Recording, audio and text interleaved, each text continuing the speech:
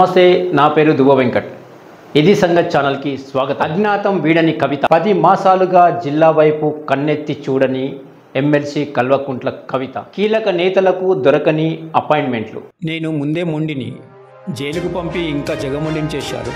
ప్రజాక్షేత్రంలోకి వెళ్తాను, నన్ను ఇబ్బందులు పెట్టినోళ్లకు వడ్డీతో సహా చెల్లిస్తాను అంటూ తిహార్ జైల్ ప్రాంగణంలో నుంచి గర్జించిన ఎమ్మెల్సీ కవిత ఇంకా అజ్ఞాతం వీడడం లేదు.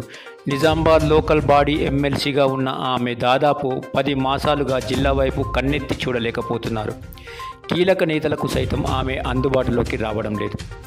కేసీఆర్, కేటీఆర్ల తర్వాత ఆమెనే కీలకంగా ఉన్న ఆమె మౌన వ్యూహంలో ఉన్నారు. ఢిల్లీ లిక్కర్ స్కామ్లో సుమారు 4 మాసాలు తిహార్ జైల్లో ఉన్న ఆమెకు సుప్రీంకోర్టులో ఆగస్టు చివరి వారంలో బెయిల్ మంజూరు అయ్యింది. సుదీర్ఘ వాదనలు విన్న సుప్రీంకోర్టు బీఆర్ఎస్ ఎమ్మెల్సీ కవితకు బెయిల్ మంజూరు చేసే విషయంలో ఎలాంటి కఠిన షరతులు విధించలేదు. అయినప్పటికీ ఆమె బెయిల్ వచ్చి దాదాపు 4 వారాలు కావస్తున్నా ఆమె ఇంకా అజ్ఞాతం వీడడం లేదు.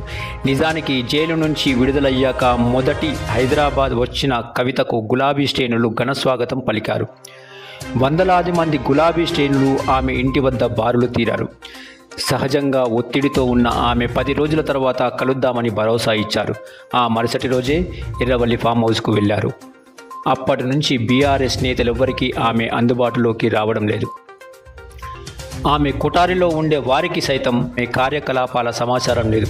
నిజానికి సుదీర్ఘకాలం జైల్లో ఉన్నప్పుడే పలుమార్లు అస్వస్థతకు గురయ్యారు. కవిత దాదాపు 153 రోజులు జైల్లో ఉన్నారు. ఈమె మార్చి 15న అరెస్టు అయ్యారు. బెయిల్ నుంచి బయటకి వచ్చాక ఆమె ప్రజాక్షేత్రంలోకి వచ్చి మరింత క్రియాశీలకం అవుతారని గులాబీ నేతలు అంచనా వేశారు. నిజామాబాద్ లోకల్ బాడీ ఎమ్మెల్సీగా ఉన్న ఆమె జిల్లా ప్రజా సమస్యల మీద ప్రభుత్వం సమరభేరి మోగిస్తారని భావించారు. మరోవైపు కేటీఆర్, హరీష్ రావు లాంటి నేతలు రేవంత్ సర్కార్ మీద రోజు ఏదో అంశంలో నిప్పులు చెరుగుతున్నారు. కీలక వ్యవహారాల్లో ప్రభుత్వంను ఉక్కిరిబిక్కిరి చేస్తున్నారు. ఈ నేపథ్యంలో కవిత తోడవుతారనే ఆశాభావంతో బీఆర్ఎస్ క్యాడర్ ఉంది. కానీ ఆమె బయటకు రావడం లేదు. కనీసం జిల్లాకు సైతం ఎంట్రీ ఇవ్వడం లేదు. నిజానికి ఎంపీగా పనిచేసిన కాలంలో అడపాదడపా జిల్లాకు వచ్చేవారు. కానీ పార్టీలో ఆమెకు బలమైన వర్గం ఉంది.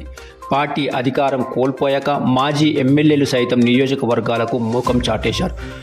ఒకే ఒక ఎమ్మెల్యే ప్రశాంత్ రెడ్డి కూడా బాల్కొండకు చుట్టపు చూపుగా మారారు. హైదరాబాద్కే పరిమితమయ్యారు. ఈ నేపథ్యంలో కవిత జైలు నుంచి వచ్చాక జిల్లా పార్టీలో యాక్టివ్ అవుతారనే ధీమా క్యాడర్లో ఉండే.